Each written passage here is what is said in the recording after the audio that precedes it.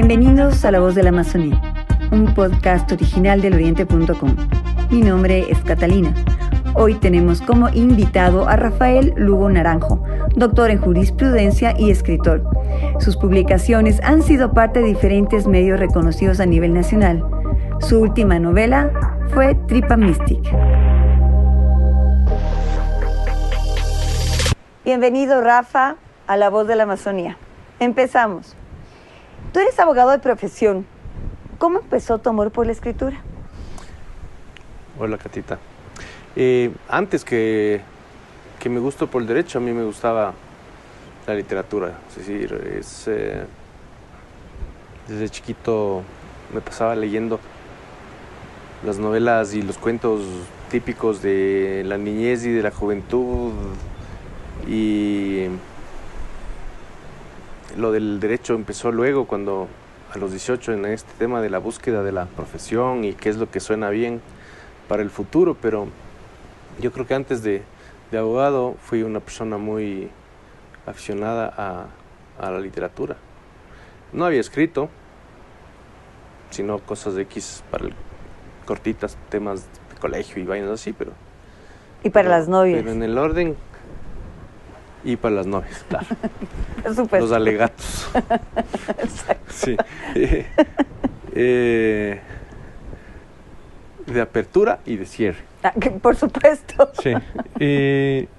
Entonces, en el orden en mi vida comenzó primero la literatura. Claro que como nunca fue una actividad que se veía como un buen negocio, Uh-huh. no es algo a lo que le puse mucha cabeza, sino hasta los 30 años, más o menos 28. A los 28 años empecé en serio a escribir y a colaborar con la revista Soho, que en ese entonces había recién llegado al Ecuador. O sea, te hablo hace 20 años. Claro, hace 20 años. Y... Sumen.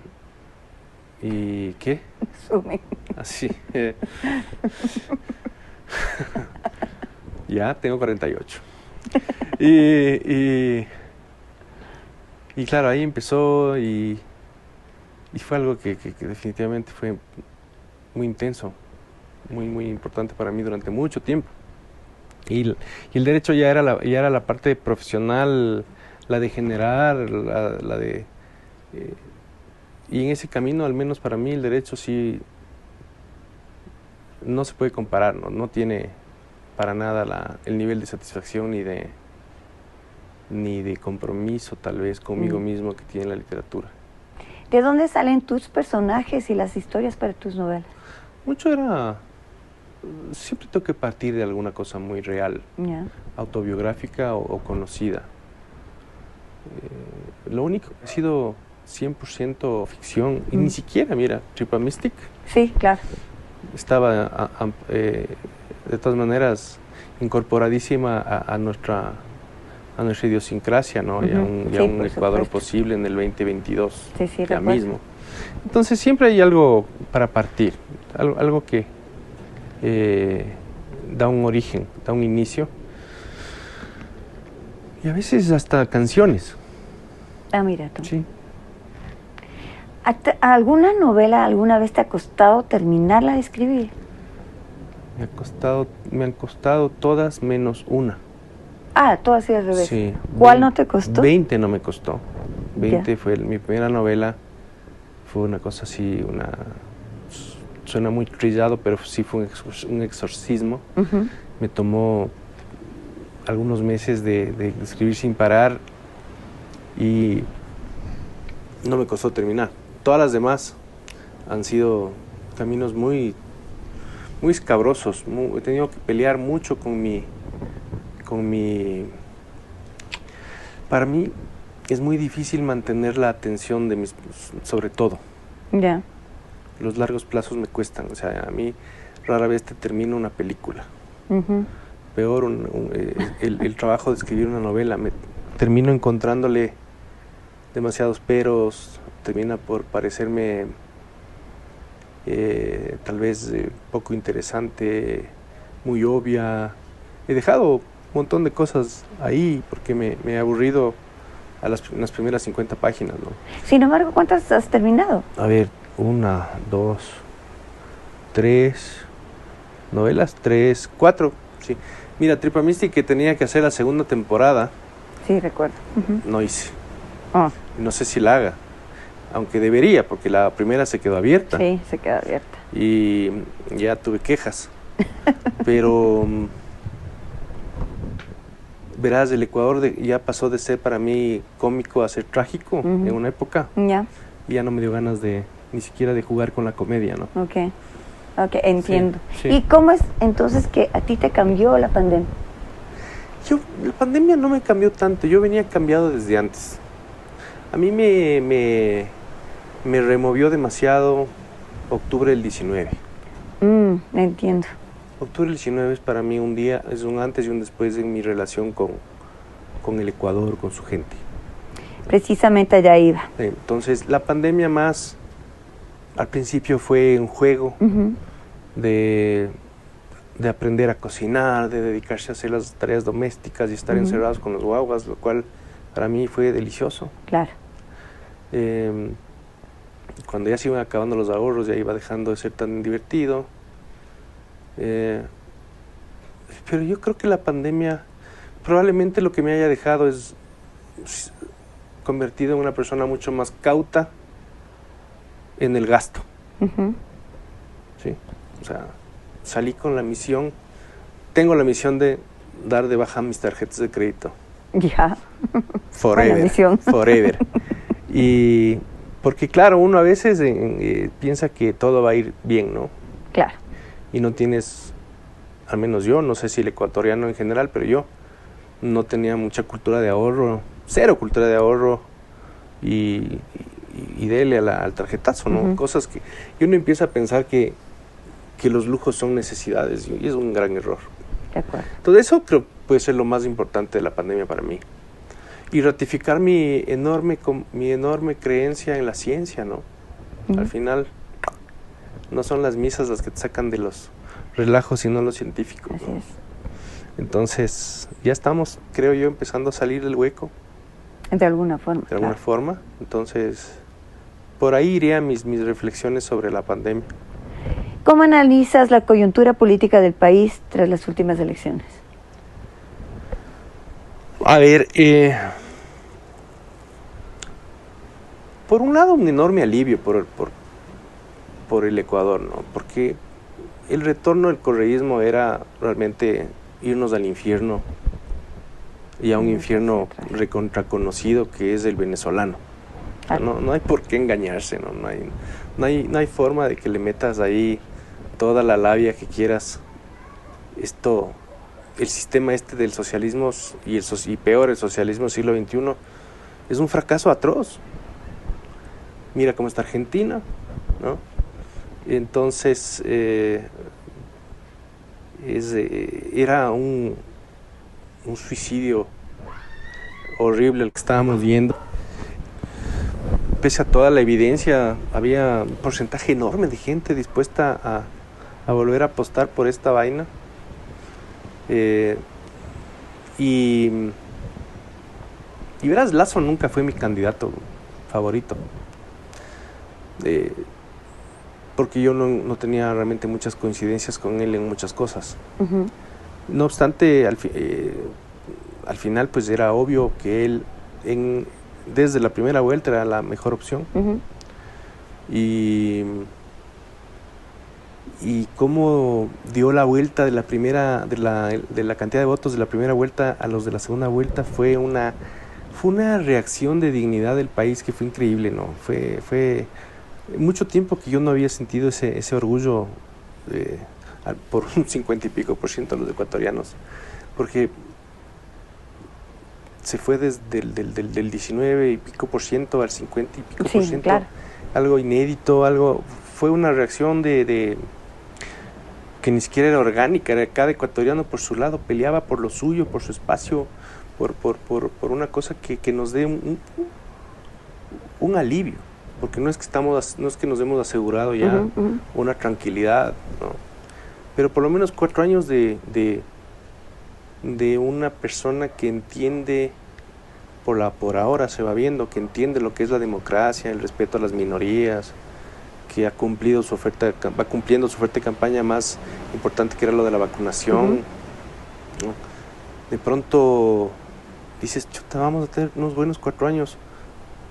Ojalá estuviéramos todos los ecuatorianos a la altura, ¿no? Porque es un tema de que un país no lo hace un presidente tampoco, ¿no? De acuerdo, un país somos todos. Todos. Así es. Ahora cuéntanos sobre el tema del bosque de Arupos. ¿Cómo nació esta iniciativa? A ver, desde hace años, antes del concurso del Rey Arupo en Twitter que yo hacía, yo algunas veces viniendo desde Los Chillos, entrando a Quito, me llamaba mucho la atención el relleno ese que había, que hicieron para sostener el intercambiador del trébol. Y me parecía que era una cosa espantosa. Es un relleno, ¿cómo se llama esto? Una escombrera del municipio, ¿no? Y que era un basurero al final ya. Y decía, qué tan difícil es en una ciudad no tener estos espacios grotescos, ¿no? Y esto debería ser un bosque. Y algún día dije, bueno, voy a meterme yo a ver si es que me dejan a mí hacer. Tenía Twitter en ese entonces, le escribía al alcalde Rodas, que nunca me contestó. Luego le escribí al ahora ex alcalde Yunda, que sí me contestó. Y que él personalmente se portó muy bacán conmigo en eso. Se apersonó, varias veces me escribió a ver cómo iba el tema de los permisos, los trámites y todo. Y hasta que finalmente pude firmar un convenio, porque resultaba que ese lote ni siquiera existía en el acervo patrimonial del municipio. Es decir, como era un relleno, es un lote que apareció de la nada. Cuando yo empecé con mis cosas y mis trámites y los pedidos, lo primero que tuvieron que hacer es darle un número predial. Y luego decían, ¿y a quién pertenece esto? Claro, ¿a cuál de las empresas municipales? Entonces vamos que sea del EMOP. Ya, va a ser del EMOP. Entonces le dieron partida de nacimiento a este lote que existía ya por más de 10 años, ¿no? Luego pude firmar el acuerdo con el EMOP, etcétera, que es un convenio de adopción de espacio público. Y en general el bosque está bien, ha habido una mortalidad importante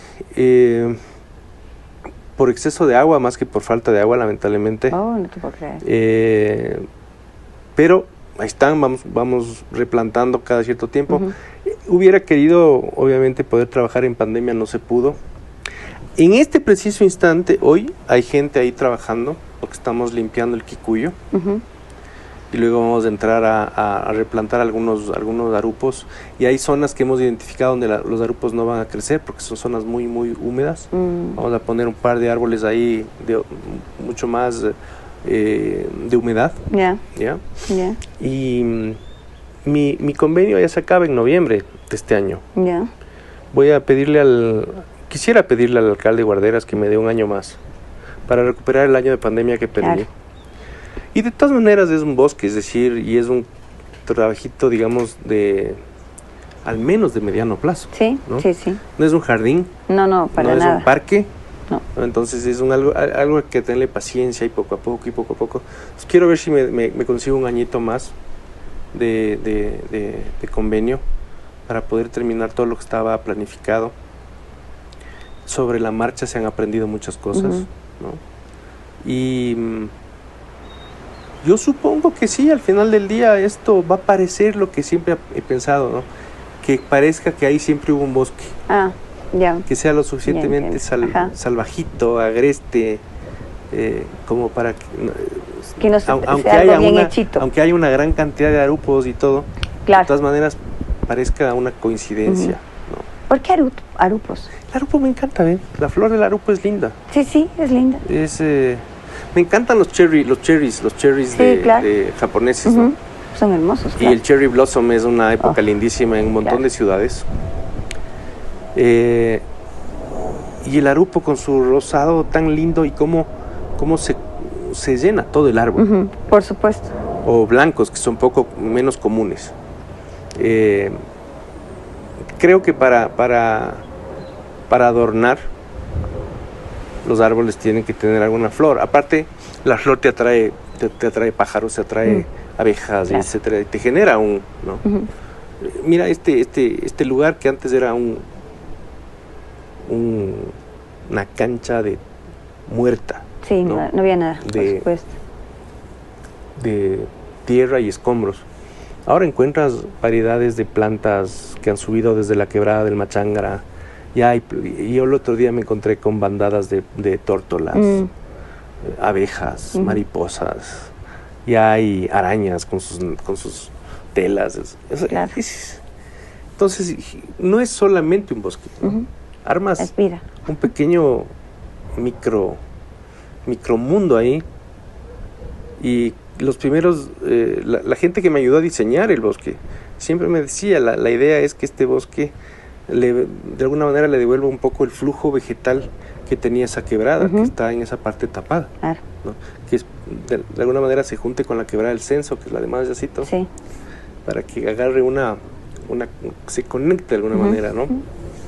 Entonces tenía algunos significados también naturales que ojalá se cumplan, uh-huh, y ahí tal vez haya algo muy, muy lindo en unos 10 años, ¿no? Me parece súper interesante, igual el concepto en sí, porque ahora ya sé lo que es pensaba que eran los bosques de los arupos, que están ahí los arupos, lindos, bellos y preciosos, pero ahora que me explicas mejor cuál es el verdadero sentido del bosque, ya cambia todo, ¿no? Ya me cambia la visión del bosque como tal. Tu visión. Y otra cosa, ahí están plantadas también, porque yo, por ejemplo, quería poner solo arupos. Ya. Pero el Jorge Polo, que es un técnico del municipio, uno de los excelentes arboristas que hay en el municipio, me dijo, no puedes hacer una plantación de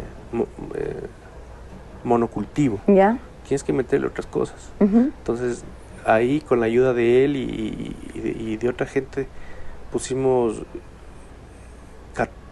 14 árboles diferentes. Ya. Nativos de Quito, 19, en un total de 300 más o menos. Entonces tienes 300 árboles nativos, uh-huh, de 19 especies distintas, también repartidos por ahí, ¿no?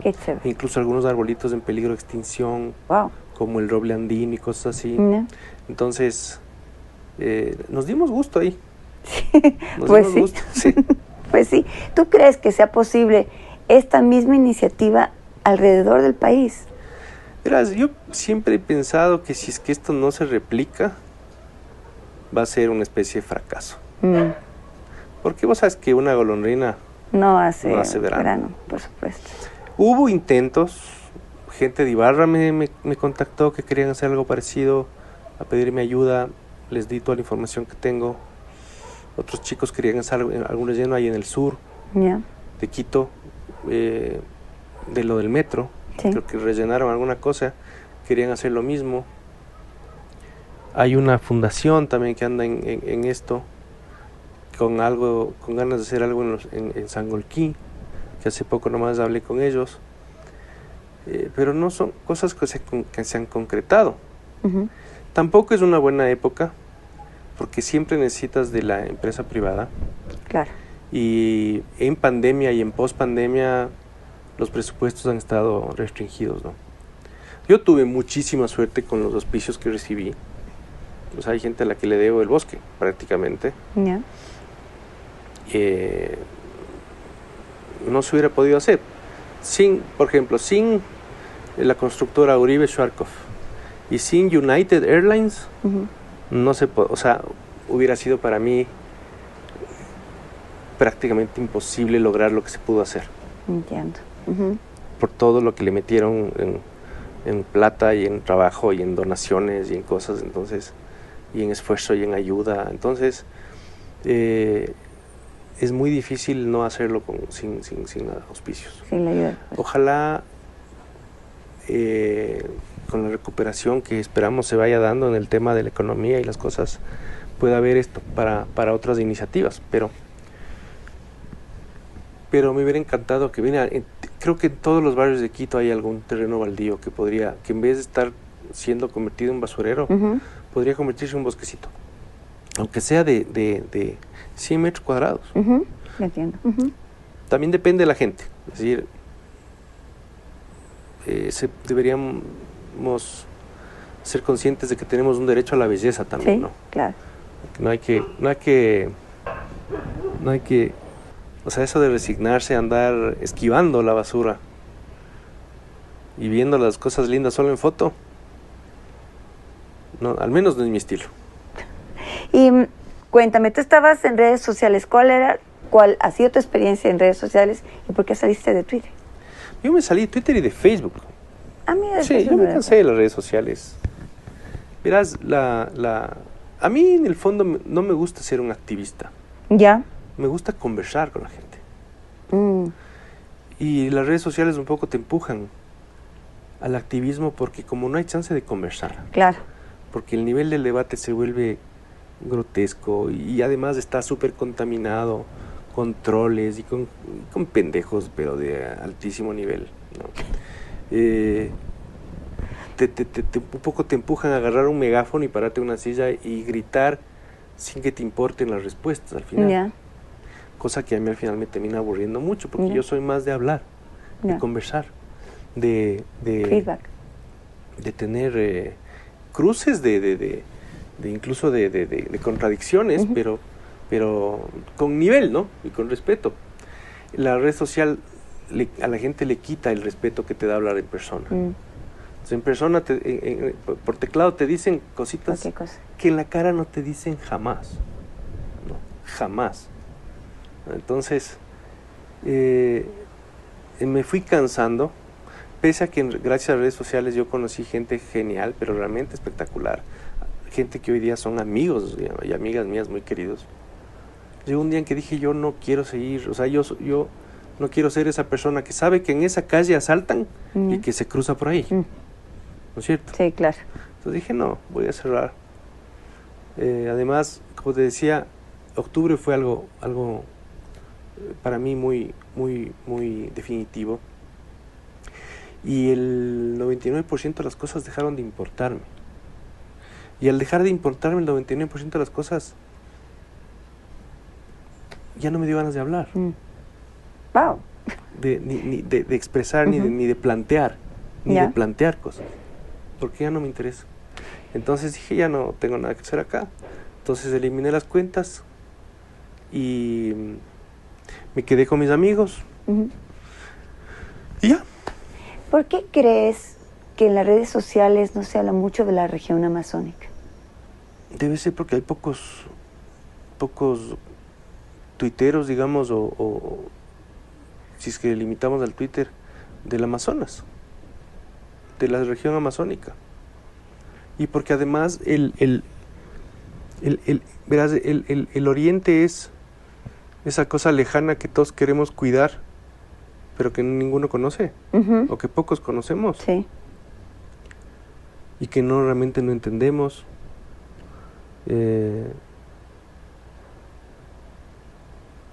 Y claro, el Ecuador está mal planteado desde el inicio. Esas provincias sí debieron siempre desde el inicio tener un reconocimiento distinto con respecto a la producción petrolera.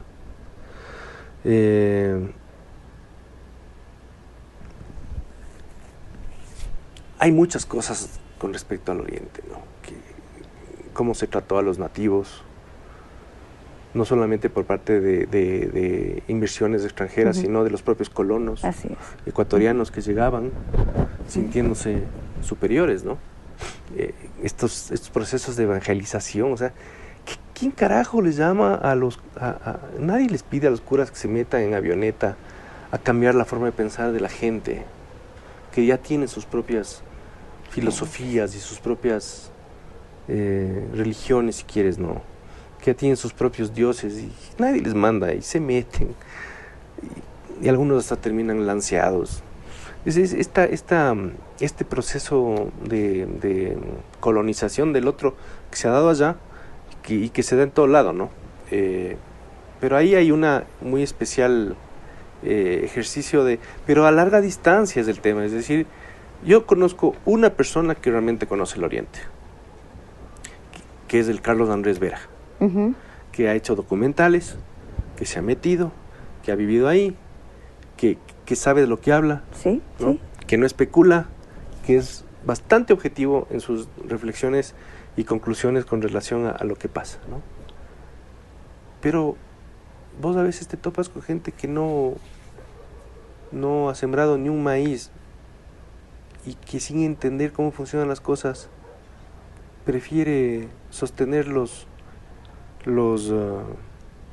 subsidios a los combustibles y al mismo tiempo creerse defensor de la Amazonía. O sea, esas cosas que vos dices, esas contradicciones increíbles, ¿no?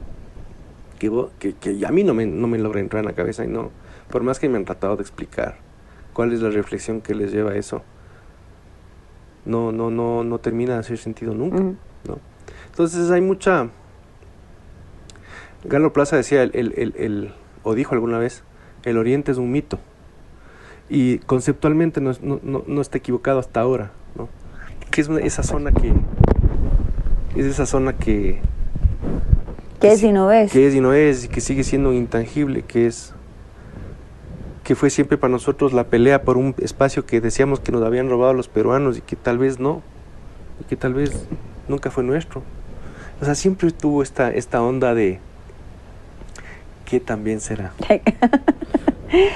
Fracasó la campaña de Correa para dejar el petróleo bajo el Yasuní. ¿Por qué? A ver, todo lo de Correa al final, si te fijas, ha fracasado. Sí, puede ser. O sea, todo lo que él planteó fracasó. Más donde hubo intereses económicos, ¿no es cierto? Ahí fracasó el doble, porque en cambio a ella le entraron al lleve.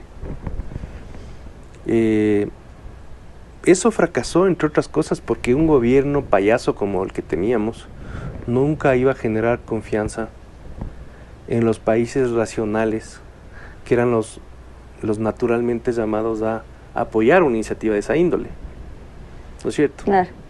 Entonces, este era un país que expulsaba a las ONGs del Ecuador, ¿no es cierto? Y al mismo las ONGs alemanas, las ONGs gringas, las ONGs europeas en general. Y al mismo tiempo pasaba el sombrero para que esos países inviertan. Entonces, yo no tienes que ser muy genio para decir go fuck yourselves, ¿no es cierto? Y no apoyar en nada de esa... ¿Qué tan será esa tontera? O sea, del mismo tipo que nos expulsan nuestras ONGs, ahora quieren nuestra plata. Entonces, no. Eso estaba condenado al fracaso por quien lo auspició. Originalmente pudo haber sido una buena idea, pero yo no conozco ningún caso en el mundo donde se haya logrado hacer que el petróleo quede bajo tierra y a cambio, ¿no? Entonces no había información clara, porque si tú dices, verán, yo voy a dejar bajo tierra tal cantidad de petróleo y a cambio deme plata, ok, déjame ver en serio cuánto petróleo tienes ahí metido. Y ni ese dato creo que era claro. O sea, todo era mal hecho. Como yo te digo, o sea, al final del día todo lo de este hombre terminó en un fracaso, ¿no? Y sirvió solamente como discurso de soberanía. Y la soberanía es otra religión ridícula que es muy útil para guiar a ejércitos de imbéciles, ¿no? Entonces, imbéciles e imbécilas. Entonces, fue una gran motivo para hacer propaganda. Nada más. Nada más. Entonces, y luego, para variar, la culpa no fue de él, sino que fue que el mundo nos ha fallado. ¿Te acuerdas que ese fue su discursito? Entonces, no me extraña que haya fracasado. Y además, ni siquiera los que estaban... mira, yo originalmente me parecía gran idea. Qué bueno no meterse al Yasuní. Pero en ese proceso yo aprendí algo, por ejemplo. El parque Yasuní estaba ya concesionado y en producción ya más de la mitad del parque. Claro. ¿Sí? Y quedaba solamente una zona que era menos de la mitad, que es la zona intangible, que era realmente lo que se debió haber planteado desde el origen, desde el inicio. Es decir, era ridículo como se planteó desde el origen, desde el discurso. Salvemos el Yasuní. ¿Qué es el Yasuní? una zona del Ecuador cuya mitad del territorio ya está concesionada en ni sé cuántos bloques que están en producción. A ver, entonces, ¿cómo es esto? Claro. ¿No es cierto? Claro. Y era como, desde ahí empezaba mal. Y son cosas que yo aprendí en esa época, me acuerdo, que me reuní con una periodista, Milagros Aguirre, que le debes conocer, que es otra persona que conoce mucho el Oriente, y ella me dibujó, mira, así es esto, y así están los bloques. Entonces, wow. Entonces ahí veíamos que estaban mal planteados desde el inicio. Y luego lo que vino, como te digo, estuvo al principio la Yolanda Cacabatze, que es una dama súper seria y todo. Lo primero que hizo Correa fue sacarle a ella, ¿no? Entonces, ¿por qué fracasó? 1000 razones, las mismas razones que vas a encontrar en cualquier otro fracaso del gobierno de Rafael Correa. La mayoría. Sí. ¿Qué mensaje quieres dejar a tus lectores? ¿Qué mensaje? Ninguno.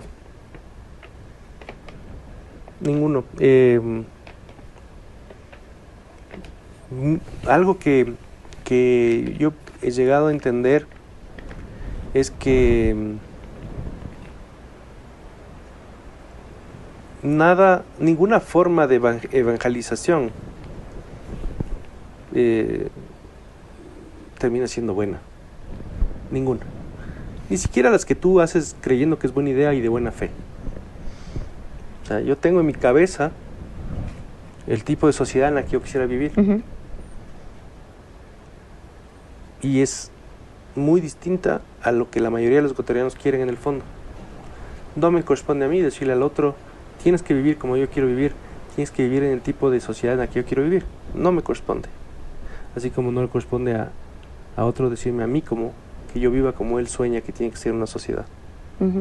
Y yo creo que en este momento, en esta época del mundo, en este momento de la historia de la humanidad, lo que uno tiene que hacer no es convencerle al vecino de cómo vivir, sino buscar dónde viven como a ti te gustaría e irte para allá. Qué buena filosofía. Y te fuiste. Y te fuiste. Así que mensajes ninguno. Más bien agradecerte a ti la entrevista. A los tiempos converso con alguien de estas cosas y espero que con ansias escuchar esto cuando esté al aire. Muy pronto, muy pronto. Gracias, Catita. Muchas gracias a ti, Rafa, y un gustazo realmente conversar contigo. Gracias. Un gustazo. Hasta aquí nuestro podcast de hoy. Gracias por su gentil atención. Les recordamos que este es un podcast original de eloriente.com. Pronto regresaremos con más información. No olviden seguirnos en todas nuestras redes sociales. Nos encuentran en Twitter, Facebook, Instagram y YouTube como eloriente.es. ¿Quiere convertirse en un reportero de la región amazónica de Ecuador o quisiera escucharnos hablar sobre algún tema particular? Envíenos un mensaje por WhatsApp al 593-99095-8731. Gracias.